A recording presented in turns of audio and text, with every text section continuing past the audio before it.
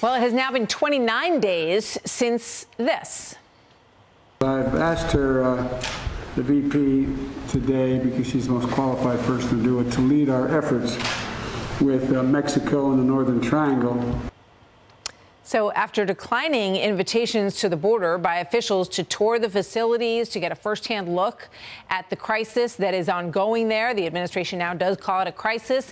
Now the White House says that Vice President Harris will go to investigate the root causes of the migration and that she will do that in June with a trip to Guatemala.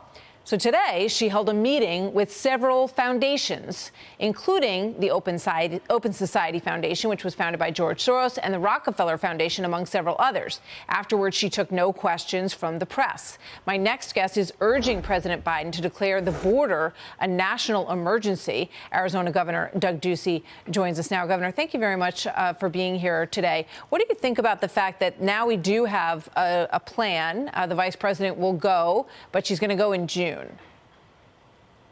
Well, this is not a plan. This is no plan.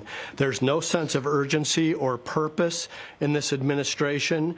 Just yesterday, I stood in front of a wide-open border in Yuma, Arizona, where drug cartels, human traffickers, and child sex traffickers can just stream across and take advantage of people in the worst possible situation. We need attention on this right now in Arizona. I have two United States senators, both that are a part of Vice President Harris's party, that are also calling for resources to the border, supportive of our state of emergency, calling up the National Guard to support ICE, CBP, and the Border Patrol. That's what we need from the Biden administration, and we need it now. Yeah, I mean, you're dealing with it right now, as you say, day to day, with the people that live along the border and the situation along the border. So she's going to go to Guatemala. And today, as I said, she sat down with a number of foundations and they had a discussion about the root causes. You know, why is it that so many people want to come to America? And here's what she said. We're looking at drought in an area, in a region where agriculture is one of the most traditionally important basis for their economy. We're looking at what's happening in terms of food scarcity as a result of that, and in fact, incredible food. What do you think about that? What goes through your mind when you hear that? Let me be very clear. This is a border security issue. This is a federal issue on federal land. Border security is national security. It also results in public safety. This is not something that's going to be solved by talking to foundations and doing Zoom meetings with people in the Northern Triangle. This needs the full force and support of the federal government. And it's not only a border crisis, it's a humanitarian crisis. We've had over 170,000 apprehensions at the southern border. This is as bad as it's been in 20 years. There's 18,000 migrant children that are in the care of the federal government, and the federal government's not a very good parent.